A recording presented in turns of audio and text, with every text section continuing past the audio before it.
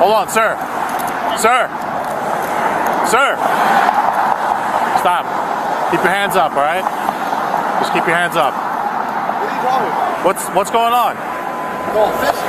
You're going fishing where? Does it matter? Yeah. Where are you going fishing? Volano Beach. Volano Beach. Where's Volano Beach at? This way. And where are you coming from? It doesn't matter. Yeah. I'm walking to go fishing. Okay. All right. Listen, I'm just gonna secure your firearm for now. Do you have any ID with you? I don't. Do you have any ID? I don't consent to any search or seizures of my property. Do you have an ID with you? 790.25, Section 3, Subsection H. Okay. Allows me to carry my firearm openly while going to and returning from fishing, hunting, or camping. Okay. And where exactly are you going fishing? I just said Volano Beach. Okay. And where are you coming from? It's not about where I'm coming. It's going yes, to it is. and returning from. Nope. It's while you are fishing. While you are going. Yep. To, not when you're going to. Why don't get your? I need your supervisor. All right. Listen. Where's your ID first? I don't have an ID.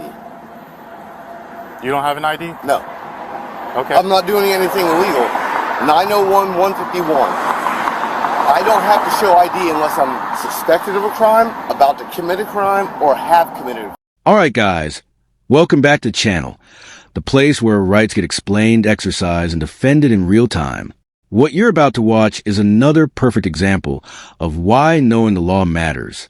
From the very first seconds, we see police officers stepping in with confidence, but without clarity, assuming authority where none exists. The narrator sets the stage clearly. Civilians should not be required to educate public officials, yet it happens every single day. This opening reminds viewers to engage, share, and spread awareness, because sunlight is the best disinfectant for misconduct. Almost immediately, tension erupts as officers aggressively command a man to stop, raise his hands, and explain himself, despite him simply walking to go fishing. This moment establishes a core theme of the documentary: lawful behavior being treated as suspicious, and constitutional rights being tested by misunderstanding and ego. All right, listen, do me a favor, okay? Do me a favor. Don't reach for anything. I'm not. Don't reach for anything. I wasn't touching anything. You asked for my supervisor. Go ahead and just hold on, all right?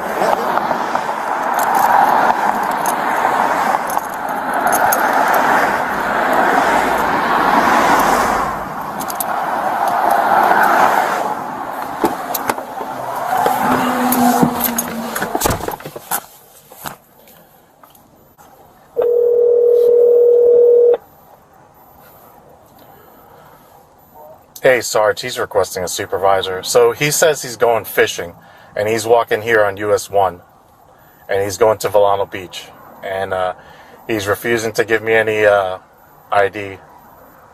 Flashback. Where's your ID first? I don't have an ID. You a goddamn lie. He's refusing to give me any ID. You a goddamn lie. No, he's I stopped him right here. He was walking on the sidewalk.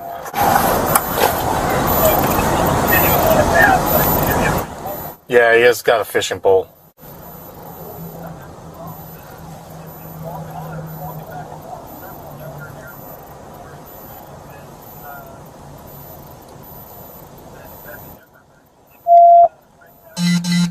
Yeah. Now listen closely, because this is where the situation turns sharp. The man calmly explains he's heading to Volano Beach to fish, openly carrying a firearm, something explicitly protected under Florida law while traveling to and from fishing. Instead of acknowledging this, the officer presses harder, demanding ID and attempting to secure the firearm without reasonable suspicion. The civilian doesn't panic, doesn't raise his voice. He cites statute 790.25, subsection clearly allowing his conduct. This is textbook rights exercise. The officer, however, argues incorrectly, claiming the law only applies while fishing, not while traveling. That's flat out wrong. When the man requests a supervisor, the power dynamic shifts. This isn't defiance, it's accountability. This segment highlights how calm confidence and legal knowledge can stop an unlawful detention in its tracks. Okay. All right. That's what he said. He said he wanted to speak with you.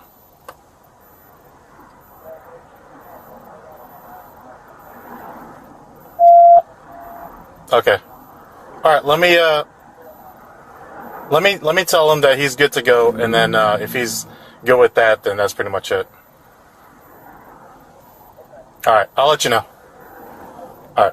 Bye bye.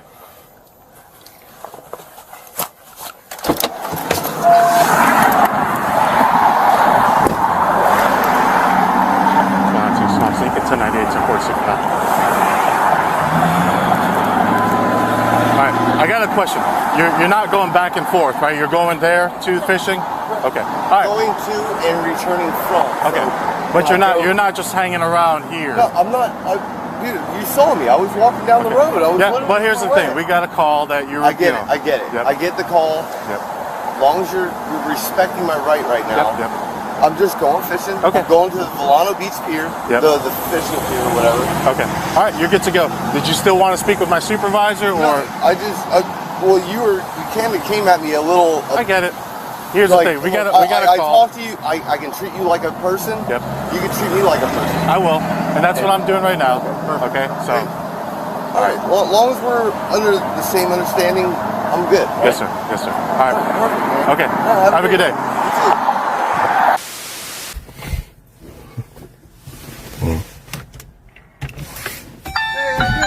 Hey, what's up, bud? I didn't even see you in the window. Yeah, what's up? We got a call from a resident here. They were a little concerned. They didn't recognize your car. They were just wondering what was going on. There are 3 vehicles parked here, and they pointed my vehicle out of all the vehicles here? Yeah. They were just concerned. They didn't. At this point, the officer radios a supervisor, and we get a revealing behind-the-scenes moment. The officer claims a man is refusing to provide ID, a loaded word often used to justify escalation, but the facts don't support it. The man is lawfully walking on a sidewalk, carrying fishing gear, doing nothing illegal. When the supervisor weighs in, reality finally sets in. The officer is instructed to let the man go. No arrest, no citation, no ID required. When the officer returns, the tone shifts dramatically. Suddenly polite, suddenly respectful. The man stands his ground, explains again that he's traveling to fish, and the officer acknowledges it. This segment perfectly captures how authority dissolves the moment the law is properly applied. Knowledge wins. Rights prevail. Recognize the vehicle. They'd never seen it before. They just wanted us to see what was going on. Can you advise them it's not illegal for someone to park in a public street? Yeah, He's not doing you're not anything parked wrong. illegally, nothing like that. Yeah. Like I said, they just wanted us to see what was going on, make sure everything was all right. I'm okay. Okay. Yeah, I don't want to be bothered, man. I'm not doing anything wrong. Okay, So, I totally understand. do you that. have an incident number? A case number for Yeah. our CAD, we do. I don't know it. I have to go check my vehicle if you don't mind. Can I get a memo badge number if you don't mind? I'll give you my card that'll have all my information on it. Perfect. Would I be able to get a license from you real quick? I'm not going to give that. I'm not breaking the law. Okay. Fuck. Are these fucking people serious? What the hell today?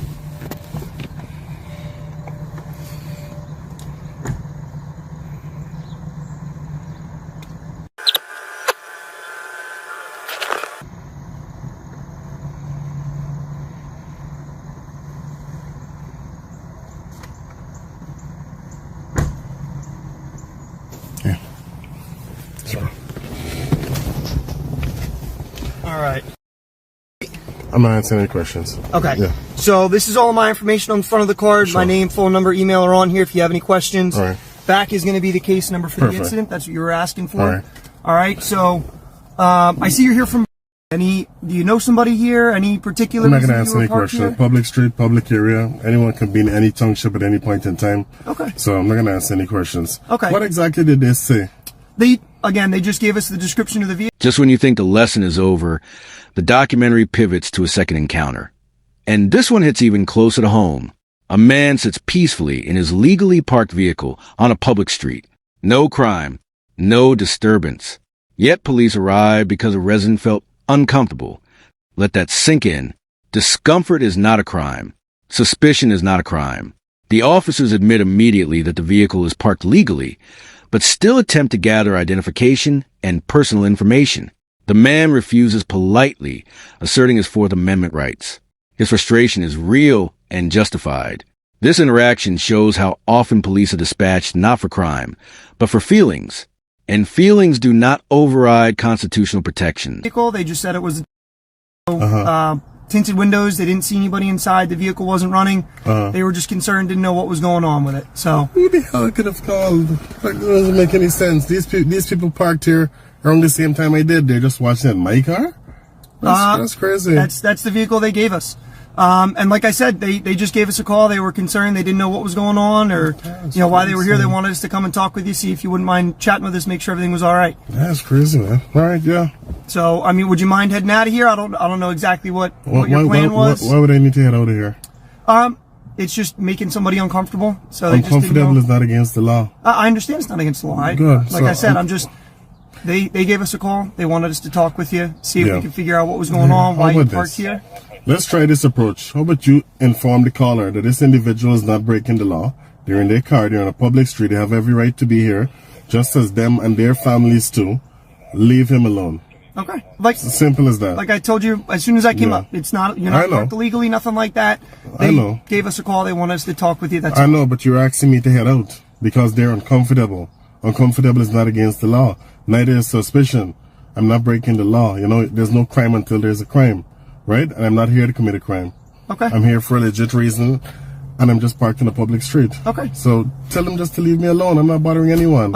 I'm not saying that you were. All I'm saying is they gave us a call about it. So you can tell them that. Okay. All right?